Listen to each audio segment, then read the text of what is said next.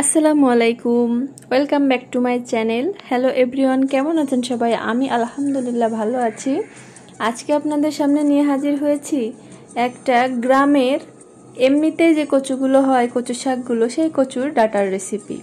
তো এটা আমার খুবই পছন্দের, অনেক দিন থেকেই খেতে মন চাচ্ছে, তাই ভাবলাম আপনাদের সঙ্গে শেয়ার করি। সম্পূর্ণ ভিডিওতে সাথেই থাকুন।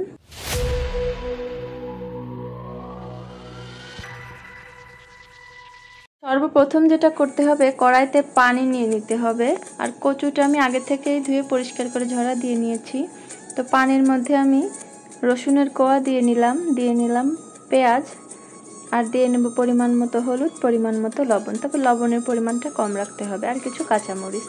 তো এগুলো ভালো মতো একটু বলক এসে গেলে পানিতে, তারপর আমি যে কচুগুলো ধুয়ে রেখেছি ছোট ছোট করে কেটে সেগুলো দিয়ে নেব। তো এটা কিন্তু অবশ্যই পানি গরম হওয়ার পর তারপর দিতে হবে কচুর ডাঁটাগুলো, তা না হলে গলা ধরার একটা সম্ভাবনা থাকে। তো বেশ কিছুক্ষণ পর এটা একটু আবার নেড়েচেড়ে মিশিয়ে দেব। তো এটা ভালোভাবে সেদ্ধ করে নিতে হবে প্রথম পর্যায়ে। তো এটা ঢাকনা দিয়ে একটু ঢেকে ঢেকে তারপর সেদ্ধ করব। তো আমি আবারও ঢাকনা দিয়ে ঢেকে দেব। তো বেশ কিছুক্ষণ পর এটা বেশ সফট হয়েছে, আবার একটু পানি ছেড়ে দিয়েছে। এই পানিটাতে এটা নাড়তে চাড়তে আমার ভালোভাবে সেদ্ধ হয়ে যাবে। এই কচুটা আমরা বাসায় প্রায়শই এটা আমরা রান্না করি, আর আমার কাছে এটা খুবই ভালো লাগে খেতে।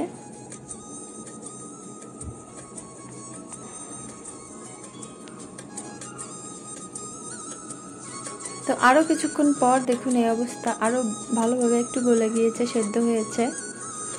এবার পানি না শুকানো পর্যন্ত আমি নাড়তে থাকবো অনবরত। এবার নিচে লেগে গেলে কিন্তু স্বাদটা একটু ভিন্ন হয়ে যাবে, ভালো হবে না খেতে। তো একটা ডাল ঘুটনির সাহায্যে আমি এবার এটা ঘুরতে থাকবো, নাড়তে থাকবো। তো নাড়ানাড়ি এ পর্যায়ে শেষ। এখন এটা আমি তেলে দিয়ে নেব, চুলা থেকে নামিয়ে। তারপর তো তার জন্য আমি যে কড়াইতে ভাজাভুজি করি সেই কড়াইতে তেল গরম করে নিয়েছি, আর দিয়ে নিয়েছি একটা পেঁয়াজ কুচি, আর রসুন নিয়েছি থেতো করে, একটু এটা আধা ভাঙা করে নিয়েছি। এটা ভালোভাবে একটু বাদামি কালার করে ভেজে নেব। তো এ পর্যায়ে এর ভেতরে একটু আস্ত জিরা দেব, একটু তেজপাতাও দেয়া যায়। তো তেজপাতাটা দিতে আসলে আমার মনে নেই, তো এখন একটু আস্ত জিরা দিয়ে নেব। এটা দিলে ঘ্রাণটা খুব ভালো আসে। তো আপনারা কিন্তু তেজপাতা জিরা বাদ দিয়ে লেবু পাতা দিয়েও এটা তেলে দিতে পারেন, তো সেক্ষেত্রে জিরাটা দেওয়ার প্রয়োজন নেই। তো এখন আমি যে কচুটা নামিয়ে রেখেছি সেটা দিয়ে দেব। তো দেখুন, দেখে মনে হচ্ছে যেন একদমই ব্লেন্ডার করা, এমন সুন্দর সেদ্ধ হয়েছে। এটা আমাদের নিজেদের বাড়িরই কচু, আমাদের বাড়ির পাশেই হয়েছে, আমাদের আঙিনায়।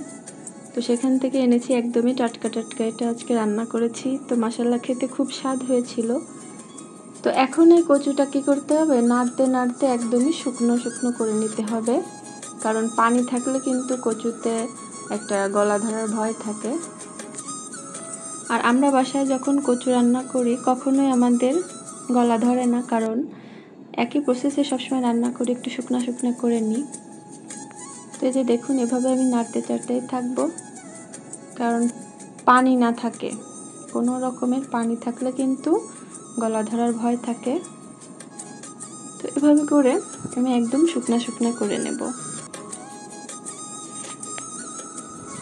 তো আমি যে প্রসেসে রান্না করেছি আপনারা বাসায় এভাবে ট্রাই করবেন, আপনাদের কচু শাকটা কিন্তু খুবই সুন্দর লাগবে খেতে, আর কোনো রকম গলা ধরবে না এই প্রসেসে যদি রান্নাটা করেন।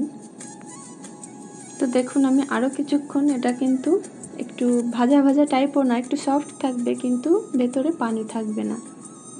কচুটা যদি রেখে দিই পাশ দিয়ে কোনো পানি গড়িয়ে যাবে না, এই অবস্থা হলে তারপর কিন্তু কড়াই থেকে নামাতে হবে। তো আমার চ্যানেল যদি নতুন হয়ে থাকেন অবশ্যই চ্যানেলটি সাবস্ক্রাইব করে রাখবেন, আর ফেসবুক পেজ থেকে দেখলে পেজটি অবশ্যই ফলো করে পাশে থাকবেন।